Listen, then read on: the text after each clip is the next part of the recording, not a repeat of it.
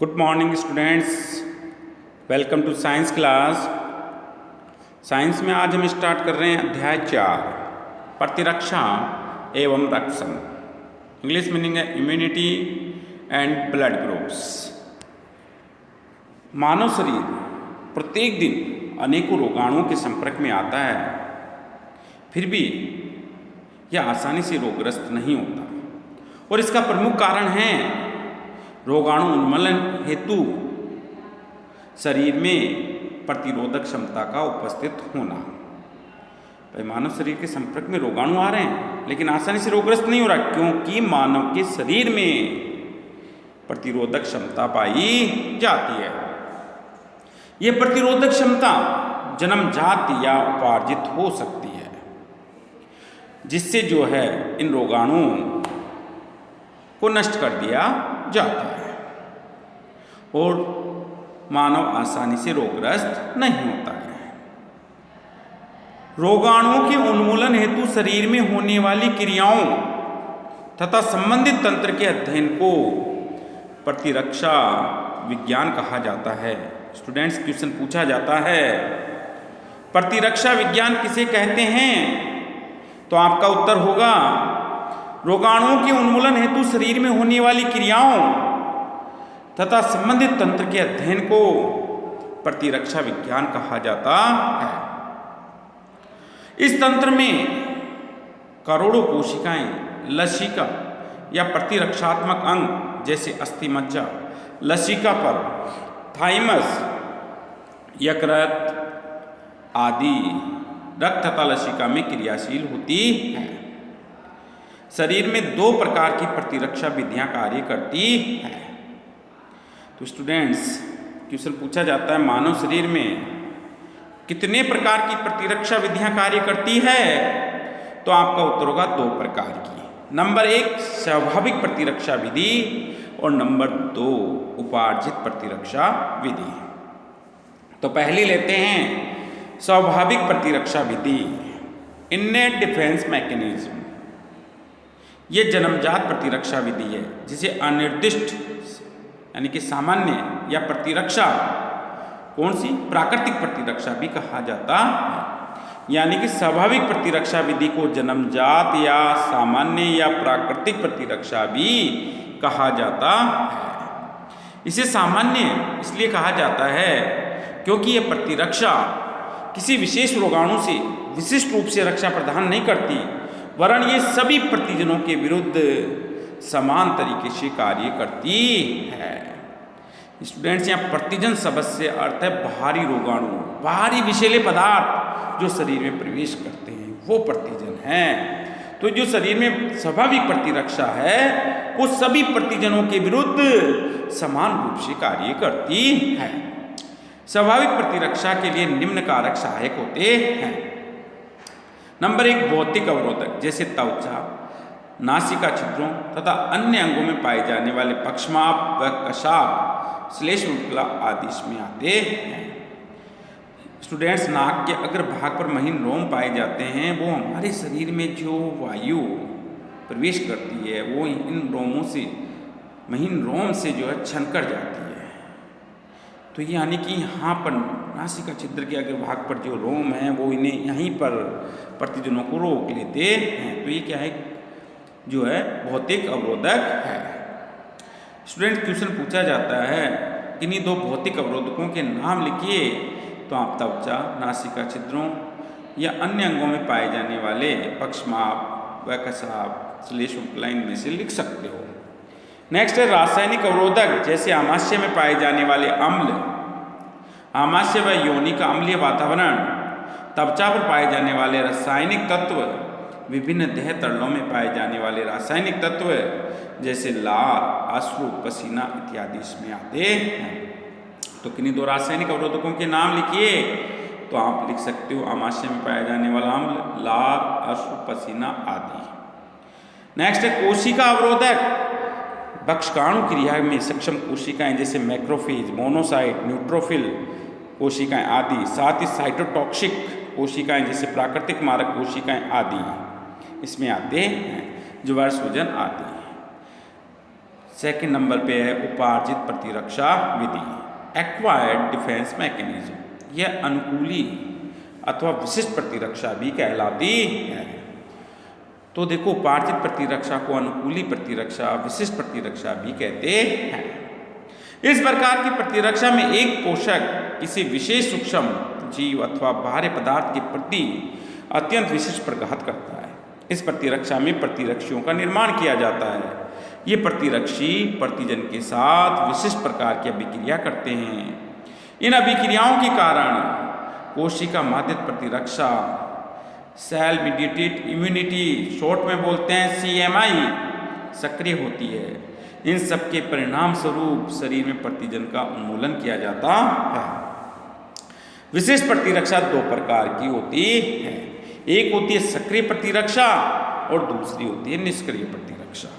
सक्रिय प्रतिरक्षा English meaning है एक्टिव इम्यूनिटी, ऐसी प्रतिरक्षा जिसमें शरीर प्रतिजन के विरुद्ध स्वयं ही प्रतिरक्षियों का निर्माण करता है।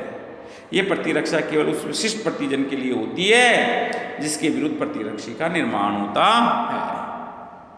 दूसरी होती है निष्क्रिय प्रतिरक्षा। इस प्रकार की प्रतिरक्षा में शरीर में किसी विशेष प्रतिजन के विरुद्ध बाहर से विशिष्ट प्रतिरक्षी प्रविष्ट कराए जाते हैं। इस प्रतिरक्षा में शरीर द्वारा प्रतिरक्षी निर्माण नहीं किया जाता है। उदाहरण डिप्थीरिया व टिटनेस के टीके। क्वेश्चन पूछा जाता है निष्क्रिय प्रतिरक्षा के दो उदाहरण लिखिए, डिप्थीरिया का टीका, टिटनेस का टीका आदि। नेक्स्ट है प्रतिजन व प्रतिरक्षी। प्रतिजन व बाहरी रोगाणु अथवा विषैले पदार्थ हैं जो शरीर में प्रविष्ट होने के बाद भी लसिका कोशिका को प्रतिरक्षी उत्पादक प्लाज्मा कोशिका में रूपांतरित कर प्रतिरक्षी उत्पादन हेतु प्रेरित करता है तथा विशिष्ट रूप से उसी प्रतिरक्षी से अभिक्रिया करता है। और प्रतिरक्षी वह प्रोटीन होता है जो देह में उपस्थित बी लसिका कोशिकाओं द्वारा किसी प्रतिजन से अनुक्रिया के कारण निर्मित होता है तथा उस विशेष प्रतिजन से विशिष्ट रूप से संयोजित हो सकता है। ये संयोजन प्रतिजन की संरचनात्मक विशेषता पर निर्भर करता है तथा प्रतिरक्षा तंत्र की सफलता हेतु आधारभूत आवश्यकता होती है। प्रतिजन एंटीजन ये बाहरी रोगाणु होते हैं अर्थात विषैले पदार्थ होते हैं जो शरीर में प्रवेश करके अनेक रोग उत्पन्न कर देते हैं। प्रतिजन का आणविक भार 6000 डाल्टन या उससे अधिक होता है। तो क्वेश्चन पूछा जाता है प्रतिजन का आणविक भार कितना होता है? 6000 डाल्टन या उससे अधिक। प्रतिजन क्या है? ये बाहरी रोगाणु अर्थात विषैले पदार्थ होते हैं।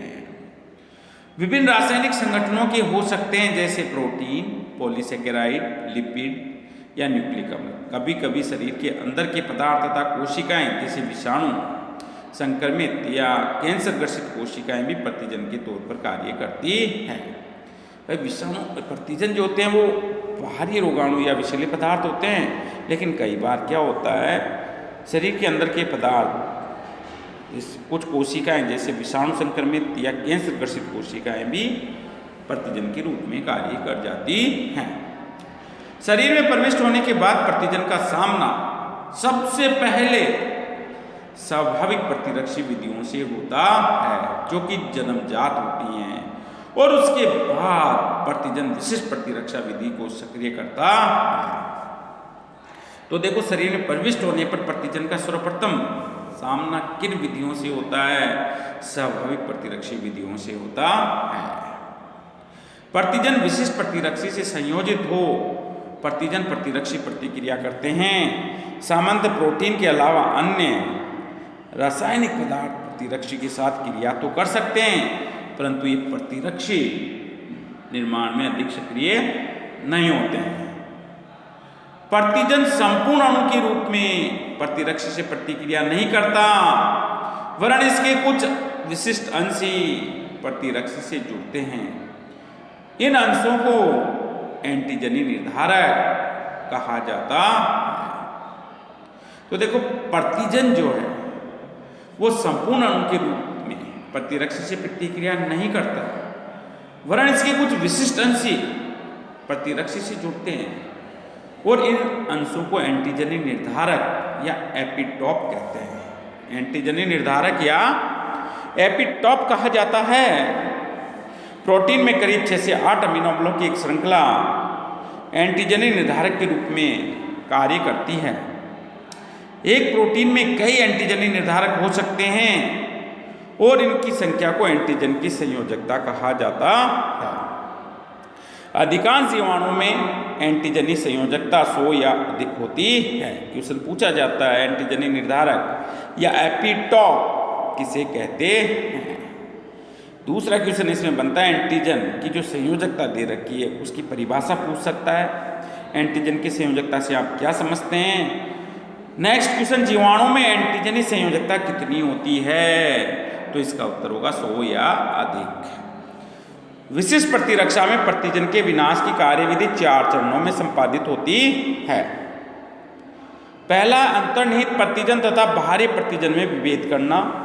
नंबर 2, बाहरी प्रतिजन के ऊपर व्याप्त एंटीजनी निर्धारकों की संरचना के अनुसार बिलसिका कोशिकाओं द्वारा प्लाज्मा कोशिकाओं का निर्माण। तीसरा है प्लाज्मा कोशिकाओं द्वारा विशिष्ट प्रतिरक्षियों का निर्माण। और चौथा है प्रतिजन प्रतिरक्षी प्रतिक्रिया तथा कोशिका माध्यित प्रतिरक्षा द्वारा प्रतिजन का विनाश। यहाँ से छोटा क्वेश्चन पूछा जाता है, CMI का पूरा नाम लिखिए। कोशिका माध्यित प्रतिरक्षा, इंग्लिश मीनिंग होगा सेल मीडिएटेड इम्यूनिटी। नेक्स्ट है प्रतिरक्षी, इंग्लिश मीनिंग एंटीबॉडी। प्रतिरक्षी को इम्यूनोग्लोबिन भी कहा जाता है। इन्हें शॉर्ट में, संक्षेप में कैपिटल I और स्मॉल g से इस प्रकार लिखा जाता है। ये प्लाज्मा कोशिकाओं द्वारा निर्मित गामा ग्लोबुलिन प्रोटीन हैं जो प्राणियों की रक्त तथा अन्य तरल पदार्थों में पाए जाते हैं। तो प्रतिरक्षी किस प्रकार के प्रोटीन होते हैं? गामा ग्लोबुलिन प्रोटीन होते हैं। कैसे होते हैं? गामा ग्लोबुलिन प्रोटीन होते हैं। प्रतिरक्षी प्रतिजन को पहचानने तथा निष्प्रभावी करने हेतु प्रतिजन से क्रिया करते हैं। और प्रतिजन का वह भाग प्रतिरक्षी का वह भाग जो प्रतिजन से क्रिया करता है पैराटॉप कहलाता है। क्वेश्चन आता पैराटॉप किसे कहते हैं, तो प्रतिरक्षी का वह भाग जो प्रतिजन से क्रिया करता है पैराटॉप कहलाता है। प्रतिरक्षी की संरचना, प्रतिरक्षी का आकार अंग्रेजी के कैपिटल Y अक्षर की तरह होता है। तो क्वेश्चन पूछा जाता है प्रतिरक्षी का आकार कैसा होता है? अंग्रेजी के कैपिटल Y जैसा होता है। प्रतिरक्षी 4 संरचनात्मक इकाइयों से मिलकर बनी होती है। प्रतिरक्षी कितनी संरचनात्मक इकाइयों से मिलकर बनती है? 4। और इन 4 में से 2 भारी व बड़ी होती है जिन्हें कैपिटल S से, तथा 2 हल्की व 2 छोटी जिन्हें कैपिटल L से प्रदर्शित करते हैं। एक भारी व एक हल्की यानी कि एक H और दूसरी L श्रृंखला मिलकर HL द्विलक का निर्माण करती है। ये H है, यहाँ HL द्विलक का निर्माण करती है। 2 द्विलक मिलकर एक प्रतिरक्षी का निर्माण करते हैं। दूसरे शब्दों में कहें तो एक प्रतिरक्षी अणु 2 समरूपी अर्धांशों से मिलकर बना होता है। दोनों अर्धांश आपस में डाइसल्फाइड बंध से बने होते हैं, SS बॉन्ड से बंधे होते हैं। प्रत्येक अर्धांश एक H व एक L पॉलीपेप्टाइड श्रृंखला से मिलकर बना होता है। हर अर्धांश में पाए जाने वाले H तथा L श्रृंखलाओं को डाइसल्फाइड बंध परस्पर संयोजित करता है। प्रत्येक भारी श्रृंखला में 440 अमीनो अम्ल होते हैं और प्रत्येक हल्की श्रृंखला में इसके आधे अर्थात 220 अमीनो अम्ल पाए जाते हैं। भारी श्रृंखला पॉलीपेप्टाइड श्रृंखला पर कार्बोहाइड्रेट श्रृंखला जुड़ी होती है। प्रत्येक भारी व हल्की श्रृंखला 2 भागों में विभक्त होती है। नंबर 1 अस्थिर भाग, इंग्लिश मीनिंग वेरिएबल पोर्शन, इसे 20 से प्रदर्शित करते हैं, 20 से, कैपिटल 20 से, ठीक है, वेरिएबल पोर्शन। यह भाग प्रतिजन से क्रिया करता है और श्रृंखला के किससे? NH2 अंश से जुड़ा होता है। NH2 अंश की तरफ पाया जाता है, ध्यान रखना।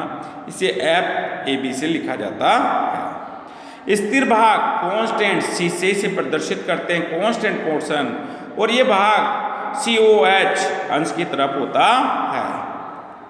अब देखो यहाँ प्रतिरक्षी का डायग्राम दिया हुआ है, ठीक है, डायग्राम दिया हुआ है। इसमें देखो ये NH2 अंश होता है, ये जो है इधर COH अंश है, ठीक है। V से वेरिएबल पोर्शन अस्थिर भाग, H लिखा हुआ है भारी वाला, L लिखा हुआ है हल्के वाला। C का अर्थ है कांस्टेंट पोर्शन यानी कि स्थिर भाग, H है साथ में भारी वाला, L है हल्का वाला। तो ये है प्रतिरक्षी की संरचना। ठीक है। अधिकतर प्रतिरक्षियों के बाह्य स्वरूप में दोनों भुजाओं के उद्गम स्थल लचीले होते हैं तथा कब्जे या हिंज कहलाते हैं। क्वेश्चन आता है कब्जे या हिंज किसे कहते हैं? तो अधिकतर प्रतिरक्षियों के बाह्य स्वरूप में दोनों भुजाओं के उद्गम स्थल लचीले होते हैं और ये कब्जे या हिंज कहलाते हैं। लचीले होने के कारण हिंज प्रतिरक्षी के अस्थिर भाग को प्रतिजन के छोटे बड़े अणु समाहित कर अभिक्रिया करने में मदद करता है। तो इसका कार्य हो गया। अब देखो प्रतिरक्षियों के प्रकार, टाइप्स ऑफ एंटीबॉडीज।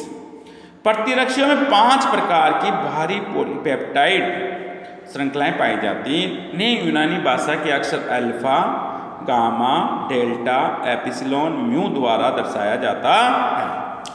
भारी श्रृंखला के आधार पर यहाँ क्वेश्चन पूछा जाता है प्रतिरक्षी में जो है कितने प्रकार की भारी पॉलीपेप्टाइड श्रृंखलाएं पाई जाती है? 5 प्रकार की। ठीक है, कितने प्रकार की? 5 प्रकार की। भारी श्रृंखला के आधार पर प्रतिरक्षी भी 5 प्रकार के ही होते हैं। भारी श्रृंखला के आधार पर ही प्रतिरक्षी 5 प्रकार के होते हैं। पहला इम्यूनोग्लोबिन ए, फिर दूसरा इम्यूनोग्लोबिन एम, तीसरा इम्यूनोग्लोबिन जी, चौथा इम्यूनोग्लोबिन ई और 5वां जो होता है वो इम्यूनोग्लोबिन डी होता है। क्या होता है? डी। तो देखो इनमें से इम्यूनोग्लोबिन ए एक द्विलक होता है, डायमेरिक। इम्यूनोग्लोबिन एम पंचलक, पेंटामेरिक होता है। यानी कि इम्यूनोग्लोबिन ए की संरचना डायमेरिक द्विलक होती है और इम्यूनोग्लोबिन एम पंचलक यानी पेंटामेरिक संरचना वाला होता है।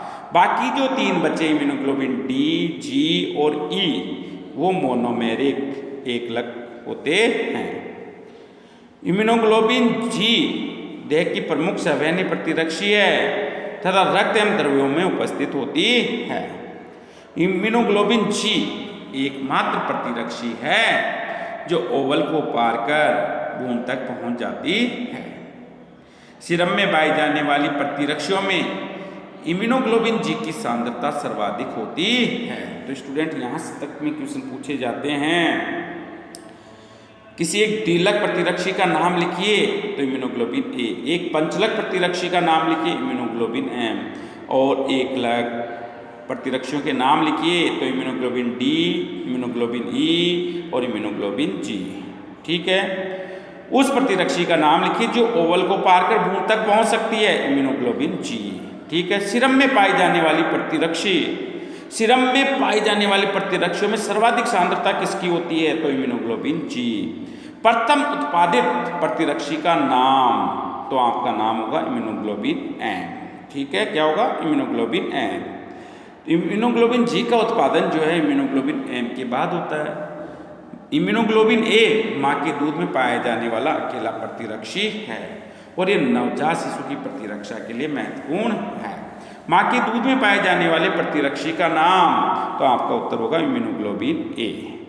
ये क्या करता है? ये नवजात शिशु की प्रतिरक्षा के लिए अति महत्वपूर्ण होता है। इम्यूनोग्लोबिन ई से 3 क्वेश्चन यहाँ बनते हैं। बेसोफिल मास्ट कोशिका और एलर्जी क्रियाओं के लिए इम्यूनोग्लोबिन ई काम में आती है। तो देखो बेसोफिल कोशिका पर पाई जाने वाले प्रतिरक्षी का नाम इम्यूनोग्लोबिन ई, मास्ट कोशिका पर क्रिया करने वाले प्रतिरक्षी का नाम इम्यूनोग्लोबिन ई, एलर्जी क्रियाओं में हिस्सा लेने वाले प्रतिरक्षी का नाम इम्यूनोग्लोबिन ई होगा। तो देखो यहाँ प्रतिरक्षी का नाम प्रकार दे रखा है और उपस्थित भारी पॉलीपेप्टाइड श्रृंखला का नाम इम्यूनोग्लोबिन जी में गामा भारी पॉलीपेप्टाइड श्रृंखला होती है, इम्यूनोग्लोबिन एम में म्यू, इम्यूनोग्लोबिन एम में अल्फा, इम्यूनोग्लोबिन ई में एप्सिलॉन और इम्यूनोग्लोबिन डी में डेल्टा भारी पॉलीपेप्टाइड श्रृंखला पाई जाती है। तो स्टूडेंट्स आज का टॉपिक यहीं पर समाप्त करते हैं। नेक्स्ट वीडियो में नेक्स्ट टॉपिक के साथ फिर मिलेंगे, तब तक के लिए थैंक यू।